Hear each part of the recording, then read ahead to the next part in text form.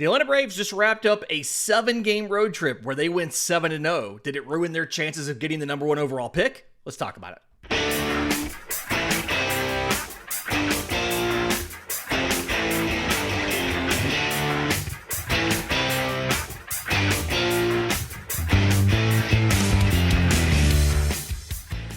Yes, welcome on in to Braves Today for Monday, September 22nd, your source of news, notes, and updates on your Atlanta Braves. I'm your host, Lindsay Crosby. You can follow me on social media at Crosby Baseball. You can follow the show on X, Braves_today. We have a Facebook page and an Instagram as well. And you can find all of my written work, bravestoday.com. It's a Braves Today Substack, as this is both a podcast and a newsletter. We're proudly part of the Believe Podcast Network and presented to you by FanDuel. Right now, new customers can bet just $5, and if your bet wins, you'll get $300 in bonus bets to use across the app. Download the FanDuel app today. A lot of stuff to get to in today's show. I want to talk about the upcoming series against the Washington Nationals, how the pitching lines up, and what it can tell you as you're wrapping up the season. I want to talk about Nacho Alvarez. Hit his first 2 Major League home runs over the weekend, and then missed Sunday's game with an injury. What's the plan for him going forward? But one of the big reactions that I got, and I guess I shouldn't have been surprised, but I was a little surprised, was at the tail end of this winning streak, which is now 8 games. If I saw this right, it's the longest active winning streak in the majors right now. It's 8 games for the Braves, including going 7-0 on the road trip. Is people frustrated, surprised, annoyed, whatever, that Atlanta had damaged their chances of the number 1 overall pick so poorly? So let's talk about that. Let's talk about the draft lottery. Let's talk about the mechanisms for how it works, what their current odds are of picking high, and exactly what would have to change for things to turn out differently. So as a reminder, the way the draft lottery works, this was put into the most recent CBA. And it is structured where teams that don't make the postseason have different percentage odds of getting the number 1 overall pick based on your record. And the idea here, it's an anti-tanking provision. You can't intentionally roll out an awful lineup just to secure the number 1 overall pick. And the idea here is, if you've been bad, you can legitimately get a good pick, or you can, it's not a guarantee anymore. That's the big thing. And so the way that it works is all of the non-playoff teams get percentage odds, and it starts at 0.39% for the team that is in 18th, all the way up to 27.73% of the number 1 overall pick for the team that is in first. But what's really interesting here is Atlanta's in a good position. All right, they're 73 and 83 right now. They're tied with a couple other teams at that record. But this year, there are 3 separate teams who have worse records than the Braves, but are ineligible to pick in the lottery. Because under CBA rules, there's rules about how often you can have a lottery selection in back-to-back drafts, or 2 in a 3-year span, depending on the revenue sharing status of your club. So Colorado is 43 and 113. It's the worst record in baseball. The earliest they can pick is 10th because they were in the lottery last year. The Washington Nationals are 64 and 92. The earliest they can pick is 10th. The Los Angeles Angels, same thing, 70 and 86. But the earliest they can pick is 10th. So 3 of the teams that have worse records than Atlanta can't pick inside the top 10. So Atlanta moves up a little bit. So the way the odds break down right now, I believe all of these games are already final as of Sunday night when I'm recording this. Chicago White Sox at 58 and 98 have the best odds of the number 1 overall pick at 27.73%. Pittsburgh is number 2 at 22.27%. And then you drop down out of the 20s into the teens. Number 3 is Minnesota at 16.81%. They're 67 and 89. From there, you jump into the tier that Atlanta is in. Number 4 is the A's at 9.24%. Number 5 is the Braves at 6.55%. Baltimore is 6th at 4.54. They're all 73 and 83. There's some sort of tiebreakers in place. I'm not 100% sure what they are. All these odds come from tankathon.com. They have the tiebreakers built into this whole thing. Number 7, Tampa Bay, 3.03%. Miami, number 8, 2.35%. St. Louis at 9 at 1.85%. So the big tiers are 1 and 2, odds in the 20%. Number 3, Minnesota, odds high 16%. And then in tier 3 is somewhere between, 9 and 4% or whatever. There's like 3 spots in there that are between 9 and 4%. And then after that, you get into 3 and 2 and a bunch of ones and percentages, all the way down to the 18th spot, which is 0.39%. So this is not just to pick the number 1 overall pick, right? They pick the entire top 10. Okay. Now, when you get to, and then the rest of it's filled out by whoever's left over that didn't make the postseason in order of record. And then when you get to the postseason, then you have a combination of finish in the postseason, revenue sharing status, and reverse order of winning percentage, right? But the idea here is Atlanta can get the number 1 overall pick despite having the 5th worst record. They can get the number 10 overall pick. And I don't necessarily think that losing 2 or 3 more games is going to change things that much. Again, Minnesota, 67 and 89. So they're 4 wins and 6 losses ahead of Atlanta. Atlanta's 6 games back there. That's a lot to make up, right? The big thing for me is just not falling out of that 4 through 6, 7 tier, right? But the other thing that we need to consider here is, 1, just being in the lottery means you have a chance. Last year's number 1 overall pick went to the Cleveland Guardians. The Cleveland Guardians had a 2% chance of winning the lottery going into the night. The number 2 pick went to the Cincinnati Reds. The Cincinnati Reds were this close to being a playoff team. They had odds, I believe their odds were under 1% in the lottery, but they turned around and they got the number 2 overall pick. So just being in the lottery is fine. And the Braves, more likely than not, are going to have a high pick. Okay. When you do a probability calculator, you're calculating the probability of a certain number of things happening. In this case, the Braves being selected in one of the first 5 spots. The simplest way to do it that's remarkably close to the actual odds is you add all these together. You add the odds of every spot ahead of them and them. That is the odds that they would be picked by the 5th pick. You do all of this, Atlanta has an 82.6% chance of being selected in the top 5. And then they also have the ability to get an additional first-round pick if Drake Baldwin wins Rookie of the Year. He's been a little bit better recently. There's a growing kind of like the odds, a lot of the odds favor Cade Horton, but from what we're hearing from people who would vote, their mentality is some of them are leaning towards the guy who's done it all season in Drake Baldwin versus the guy that didn't come up until shortly before the All-Star break and had an ERA of like 4.86 in his 8 or 6 starts or whatever he had before the All-Star break. But again, the Braves have an 82.6% chance of having a pick in the top 5. Now, granted, we have 6 games to go. If they win all 6 games, they could fall to 8th or something. But to get back into the top 3 would have been very difficult.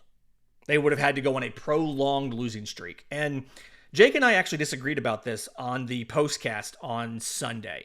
I would rather the team finish hot down the stretch, and some of these guys have the confidence, and we have the info of knowing they're back, like an Ozzy Albies, whatever it might be, and you still have a chance of getting the number 1 overall pick versus losing every possible game and potentially having a situation where, say, Ha-Sung Kim doesn't want to stay because he's miserable because it's a bad team. And the thing to know about the draft, the big thing here, is it doesn't necessarily matter if you have the number 1 overall pick, especially in a year where, as of now, we don't project to have a slam dunk, no doubt, number 1 overall, like there's no Paul Skeens as of yet in this draft. There's no dude that's like, yeah, that's got to be the number one overall pick. We got to take him number one. He's a generational talent. We don't have that guy as of yet.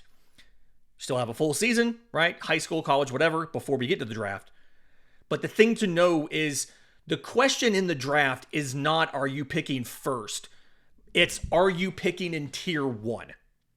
Every draft has a group of guys that are all, I'm going to say, worthy of the number one overall pick from a talent perspective, right? It's not like there's a clear, especially like there was no clear-cut number one last year. There was just a group of guys that you felt comfortable. If you took them at pick number one, you wouldn't be like, oh, gross, I had to take that dude at number one overall. You had a group of guys that you were okay with. There was Eli Willits, the shortstop out of Oklahoma, the state of Oklahoma, the prep kid. There was Tyler Bremer, the pitcher out of UC Santa Barbara. That was a surprising one. Cade Anderson, the lefty out of LSU. Ethan Holiday, number 4 to the Rockies out of Stillwater High School, the younger brother of Jackson Holiday. Liam Doyle, the pitcher out of Tennessee. Seth Hernandez, the prep pitcher out of state of California. There was a group of like 5 or 6 guys. That was tier one. And all you had to do was be in tier one and you were going to get one of those top talents. That's where, as of now, this next draft looks like it's going to be. You're going to have a couple different shortstops up there, and you're going to have an arm or two, an impressive arm, right? So you're going to have Rock Cholowski, the shortstop out of UCLA. He's going to be in that top group. You're going to have Justin LeBron, the shortstop out of the University of Alabama. You're going to have Jacob Lombard, the younger brother of George Lombard Jr., the Yankees prospect, son of George Lombard, the coach, who some people have connected to Atlanta's expected opening this next season, right? There's a couple arms that'll be in this group as well. Liam Peterson of Florida, supposed to be the number one college pitcher, right? There's going to be a couple prep pitchers. Gio Rojas, the lefty out of Parkland, Florida. Kevin Roberts, the two-way player out of the state of Mississippi. He's a right-handed pitcher and an outfielder. I've seen a couple places already link him to us because he's from Mississippi, because Atlanta has taken two-way players before and chosen a development path for them that was outside of what everybody wanted. A lot of teams had Austin Riley as a pitcher. Atlanta took him as a position player. A lot of teams had Michael Harris as a pitcher. Atlanta took him as a position player. I've seen people already connect Kevin Roberts out of Flowood, Mississippi to the Braves. But the point is, they have an 82% chance of getting a pick in the top 5. And while it would be nice to have the extra bonus money from the number one overall pick, because the difference in number 1 and number 5 is about $3 million, right? $11 million this last season for the number 1 overall pick was the slot value. The number 5 pick had a slot value of $8.13 million. So $3 million difference.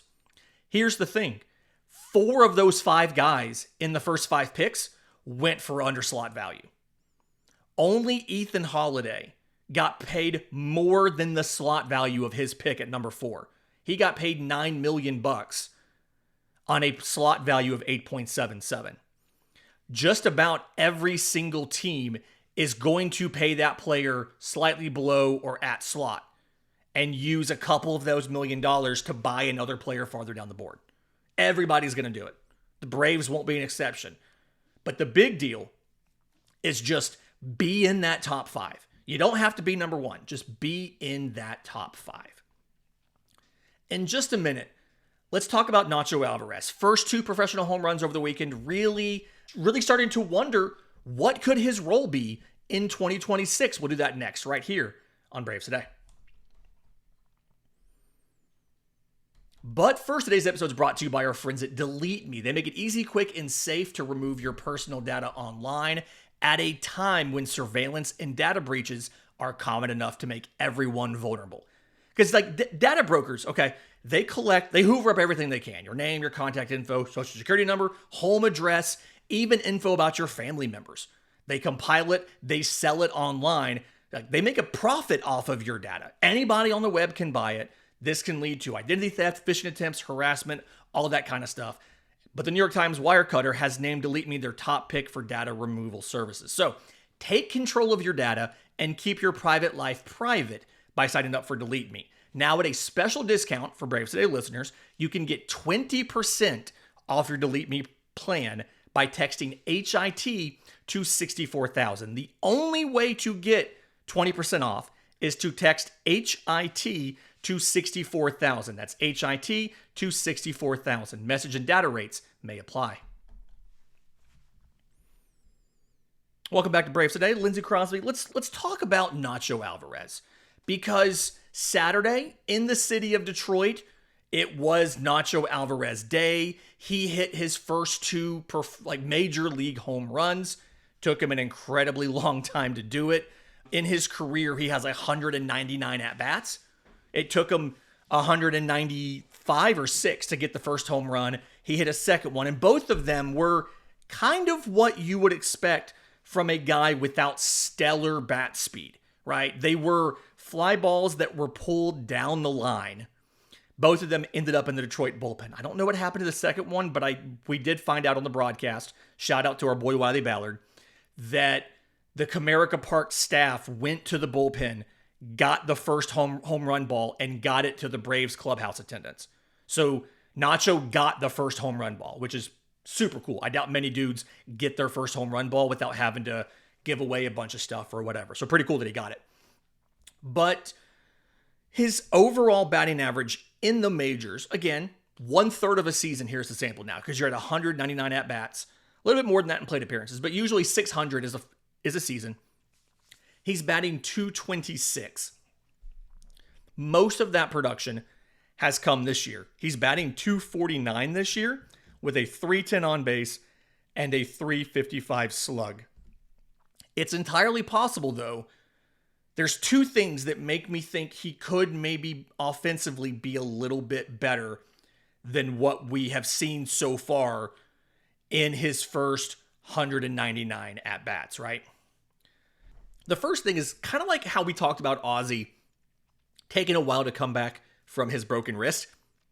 He was hitting last year and even early this year, but he wasn't hitting for power.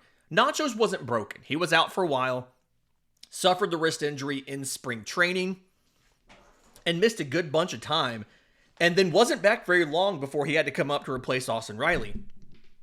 But now that he's farther away from it, he's been much better. In the month of September,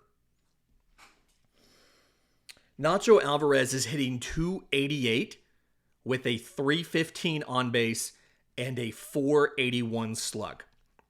Again, his slug for the season is .355. In this month, it's .481. 4 runs, 7 RBI. He's got 15 hits and 52 at-bats. 1 walk to 9 strikeouts. Now, he's not a finished product, obviously. He's not walking nearly as much as he did in the minors. But this is a 162 game pace of 18 home runs. So he's remarkably close to what he was doing in the minors. And specifically what he was doing in AAA. When he was drafted, the whole thing was he could be a high average, high on base guy in the majors. And the question's going to be, can he come into the power? Because if he doesn't come into the power, he's a very atypical profile for a third baseman. And in AAA last year, he was there just over half the season, 64 games, 289 plate appearances, so just about half a major league season. He hit 10 home runs, so it's a .463 slug with 37 walks to 45 strikeouts. So it's a .398 on base and a .463 slug. And that was both the highest on base and highest slug of any level of his in the minors, where he spent more than 15 games. And so the thought there was, his age 21 year, he's starting to come into the power. If he can keep the on base, he'll never be a 40 homer bat. But if he can be a 20 homer bat while running a batting average in the high 2s and an on base in the high 3s, you have a quality performer. And again, Nacho's not there yet in the majors. But again, this month, in the month of September, he's hitting closer to that form that you would want. He's doing a better job of being what we thought he could be. How much of that is getting comfortable in the majors? How much of that is getting farther away from the wrist injury? Again, what he did in August, 241 average, 327 on base, 322 slug. That's terrible. July, 250 on base, 233 slug. Only 8 games, small sample, but still not great. September and October, that's a guy you can carry on a team that intends to contend. You're not batting him leadoff, right? You're still batting him 7th, 8th, whatever. But that's a guy you can carry at the major league level.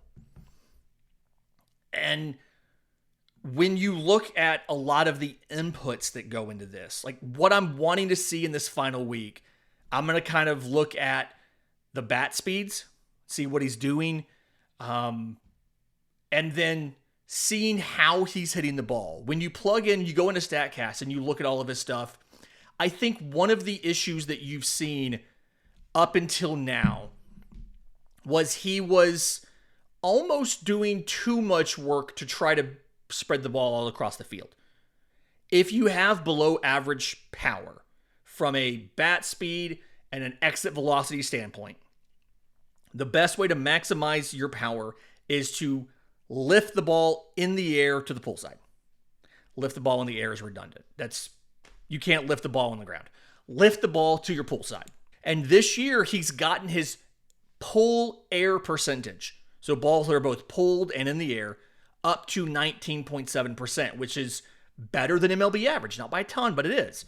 This is where all of the guys who don't have amazing power but still hit for power, this is where they live. This is where Ozzy's always lived. Isaac Paredes of the Houston Astros is like the poster child for this.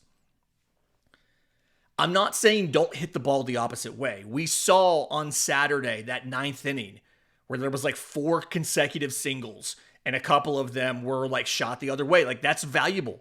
I'm not saying don't do that, but I'm saying when you're not specifically trying to do that, and if you're trying to hit the ball in the air, whether it's a sac fly, whether it's just hitting for power, whatever, try to get out in front and get the ball to the pull side.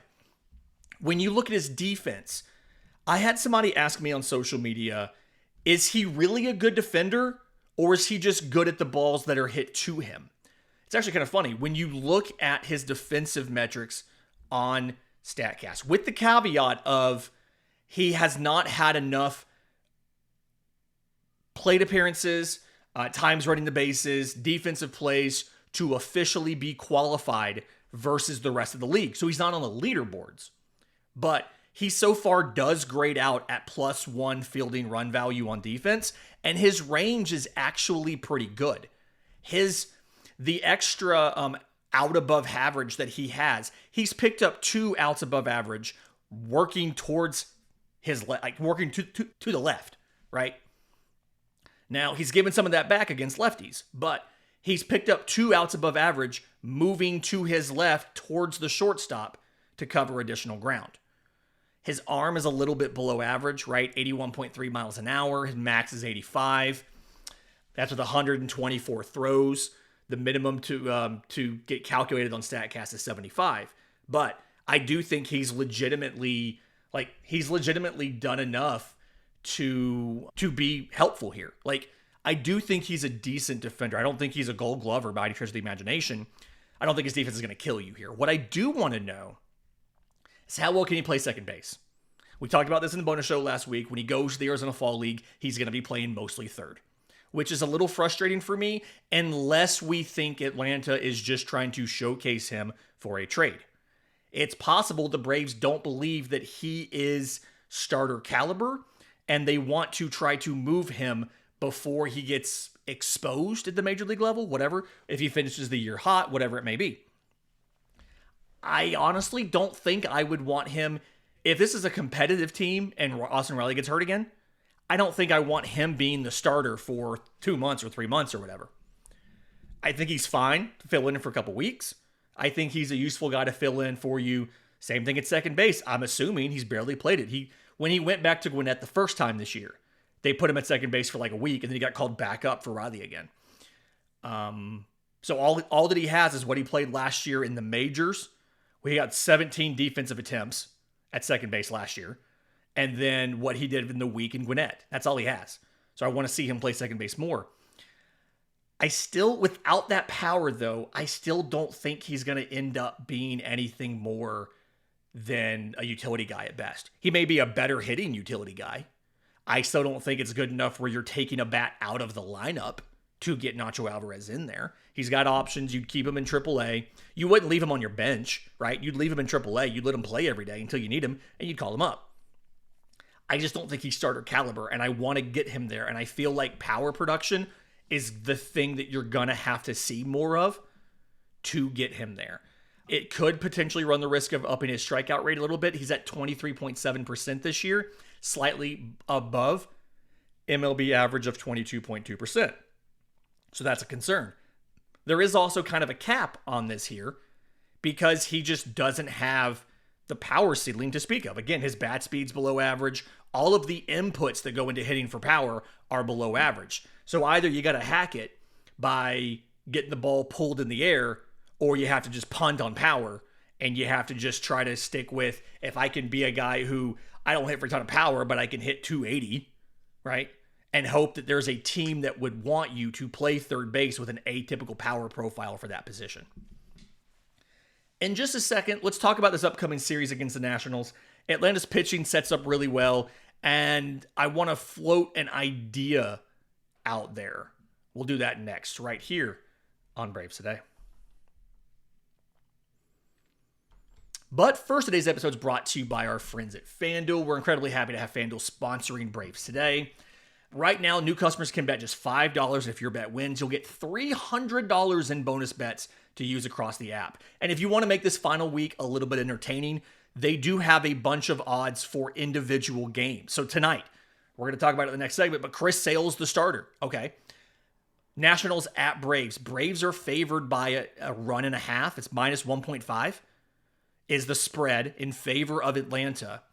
And when you look at the Chris Sale specific props for this game, he's actually expected. It's a minus 135 odds, which means you bet 135 to win 100.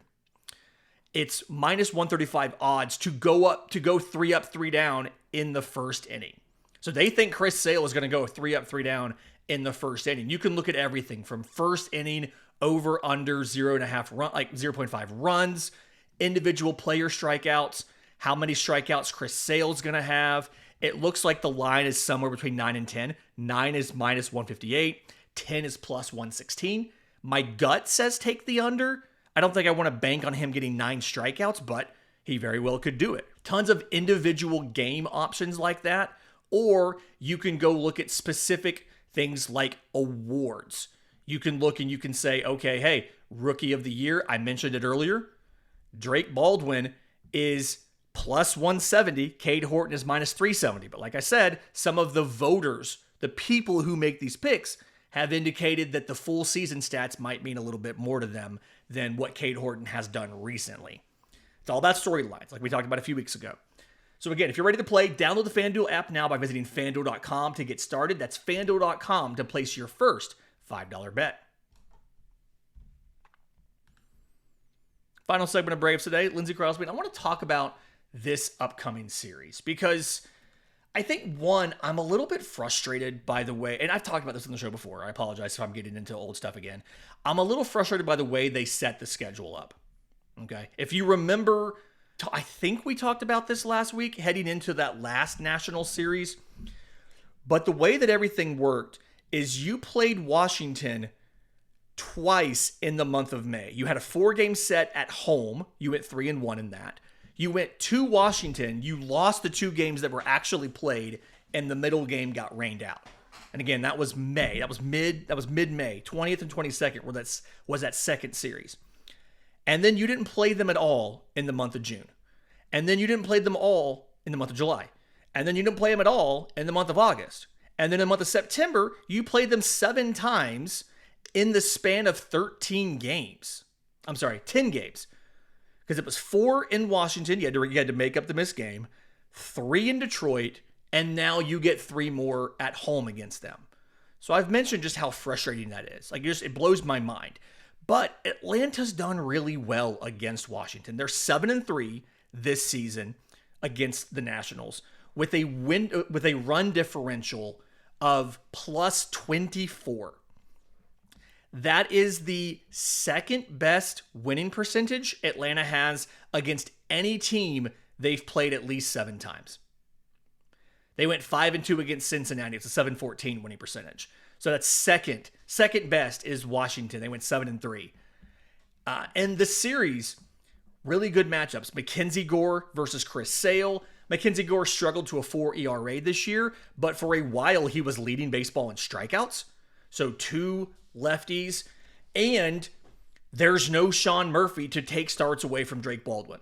Drake Baldwin's probably going to start the first 2 games, and he may DH game 3, which is a day game after a night game. The Braves hate to play the same catcher in a day game after a night game.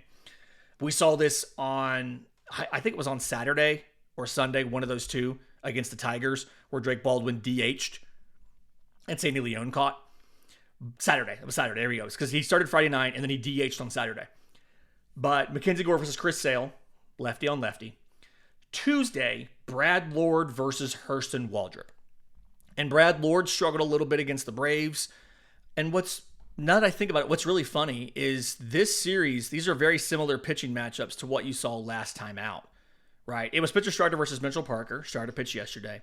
But then after that last series was Jake Irvin, Jose Suarez. That was a doubleheader. But you had Mackenzie Gore versus Chris Sale. Atlanta won that 5-0. Mackenzie Gore did not give up a run. Atlanta scored everything in the final inning of the game. But Mackenzie Gore went 5 1/3, 2 hits, no runs. Chris Sale went 8 scoreless innings with 3 hits, no walks, 9 strikeouts. And then the last game of the series was Hurston Waldrop versus Brad Lord. So, some of these are just rematches.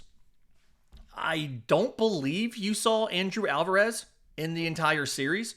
So he's the new one that you'll face on Wednesday in the day game. Another lefty. So again, with Sean Murphy on the IL, they have to play Drake Baldwin. They don't really have a lot of other options. And what's good is against left-handed pitchers, it's only 87 plate appearances, very small sample size.